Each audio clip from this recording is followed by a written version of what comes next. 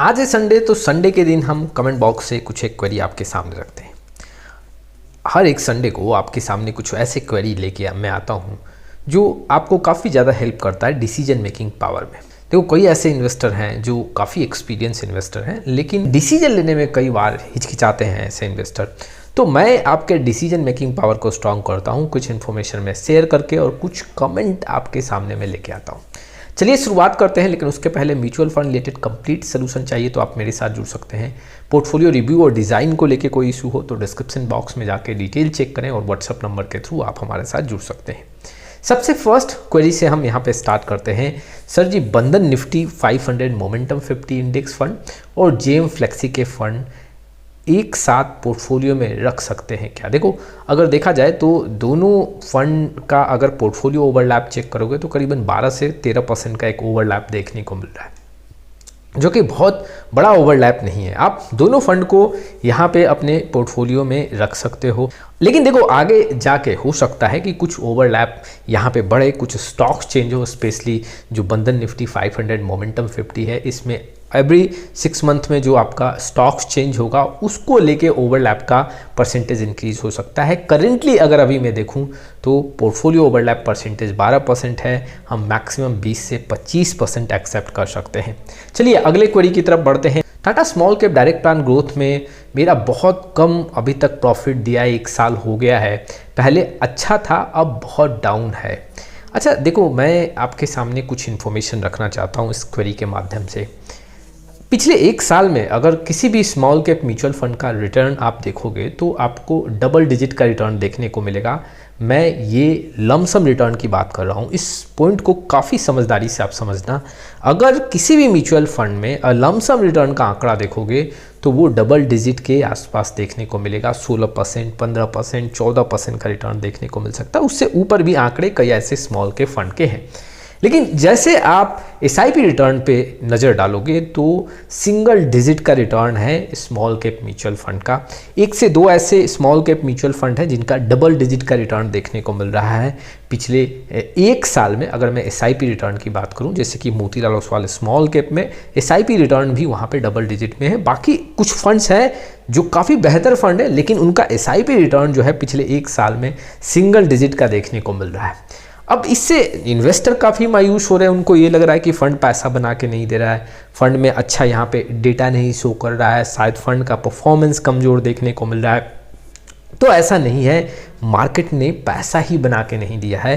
पिछले 6 महीने का आंकड़ा देखोगे तो लगातार स्मॉल कैप, मिड कैप और लार्ज कैप में दबाव काफ़ी ज़्यादा बना हुआ है, और लार्ज कैप में पिछले 6 महीने में लगातार गिरावट देखने को मिल रहा है।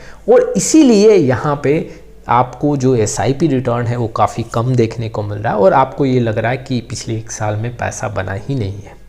जैसे कि मैं एग्जांपल आपके सामने रखना चाहता हूँ।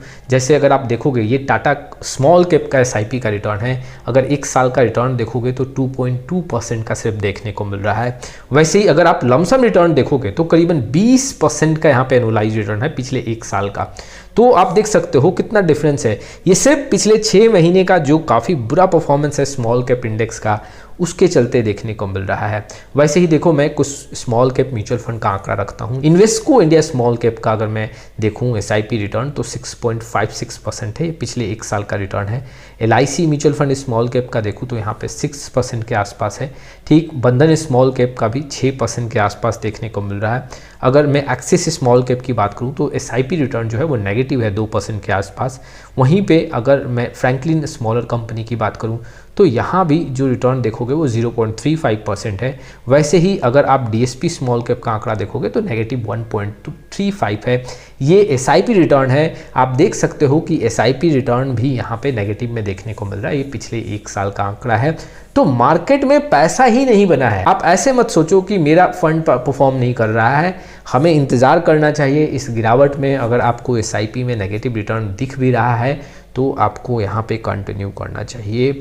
फिलहाल जो इन्वेस्टर 1 साल के अंतराल में जुड़े हुए हैं उनको एसआईपी में थोड़ा कम पैसा बनता हुआ देखने को मिल रहा होगा, या फिर नेगेटिव रिटर्न देखने को मिल रहा होगा। लेकिन 2 साल, 3 साल, 5 साल से जो जुड़े हुए हैं इन्वेस्टर, उनको यहाँ पे अच्छा खासा प्रॉफिट होता हुआ देखने को मिल रहा होगा। चलिए अगले क्वेरी की तरफ बढ़ते हैं। भैया, मेरा Contra regular plan growth mutual fund SBI में इन्वेस्टमेंट किया बट लॉस हो चुका है, क्या करूं, निकल भी नहीं सकते, कब तक लॉस होते रहेंगे, प्लीज़ बता दो।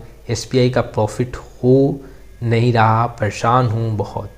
देखो ये आपको समझना पड़ेगा। अभी मैंने कुछ देर पहले ही Tata small cap mutual fund को लेके यहाँ पे एक स्टेटमेंट दिया कि अभी मार्केट का स्थिति ख़राब है, जिसके चलते ये आपको आंकड़ा देखने को मिल रहा है। मैं देखो SBI कॉन्ट्रा फंड का जो लमसम रिटर्न है वो आंकड़ा सबसे पहले आपके सामने रखता हूँ। अगर देखोगे पिछले एक साल में 17 से 18% का रिटर्न बना है, ये लमसम रिटर्न है। लेकिन मायूसी कहाँ होता है, जब आप SIP रिटर्न पिछले एक साल का देखोगे तो 2.39% का रिटर्न है। यहीं पे इन्वेस्टर काफ़ी ज़्यादा परेशान हो रहे हैं। मैं पिछले एक साल से SIP कर रहा हूँ, सिंगल डिजिट का रिटर्न है, FD से भी कम रिटर्न बनता हुआ देखने को मिल रहा है SIP रिटर्न में। और इस समय अधिकतर फंड का जो SIP रिटर्न है पिछले एक साल में सिंगल डिजिट का देखने को मिल रहा है, बहुत ज़्यादा पैसा नहीं बनता हुआ देखने को मिल रहा है। तो अभी ऐसा मार्केट का स्थिति है, इसलिए ऐसा है। आपको बने रहना चाहिए और आपको कम से कम जो एक साल का आपने समय दिया है, कम से कम 3 साल का समय दो, आपको पैसा बनता हुआ ज़रूर देखने को मिलेगा। चलिए अगले क्वेरी की तरफ बढ़ते हैं। यहाँ पे जो नेक्स्ट क्वेरी है आप देख सकते हो, will exit load apply if an investor decrease the monthly SIP amount with in a year from start.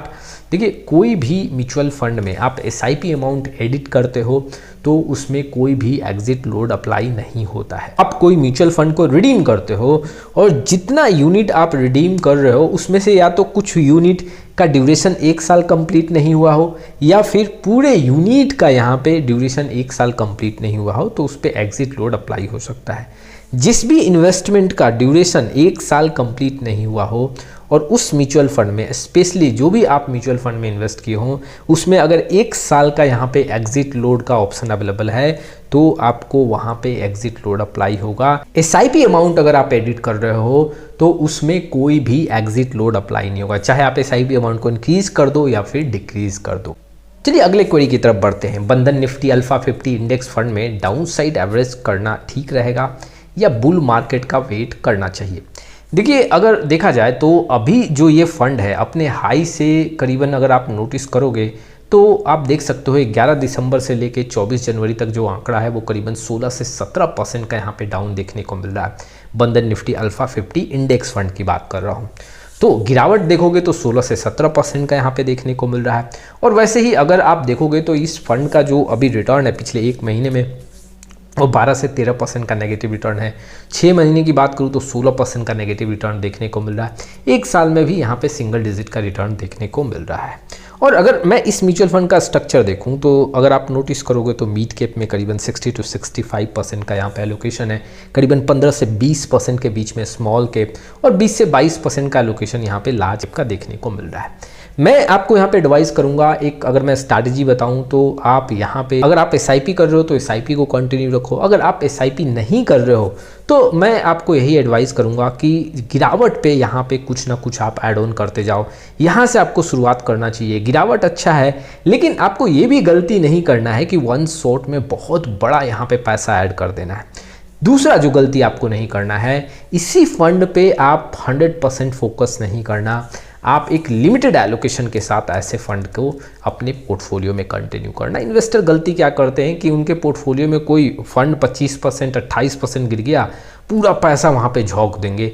ये एक गलत डिसीजन होगा। हर एक फंड का एक अपना रिस्क। तो ये कुछ क्वेरी थे जो इन्वेस्टर के लिए काफ़ी इंपॉर्टेंट है। मैं हर एक संडे इन्वेस्टर के सामने कुछ एक ऐसे क्वेरी रखता हूँ जिससे इन्वेस्टर का डिसीजन मेकिंग पावर काफ़ी स्ट्रांग हो। आज के लिए बस इतना ही। आप में से बहुत ऐसे इन्वेस्टर हैं पोर्टफोलियो रिव्यू और डिज़ाइन को लेके काफ़ी प्रॉब्लम फेस कर रहे हैं। डिस्क्रिप्शन बॉक्स में आए डिटेल चेक करें और व्हाट्सएप नंबर के थ्रू जुड़ सकते हैं। फिर मिलेंगे एक नए वीडियो के साथ, तब तक के लिए जय हिंद जय भारत।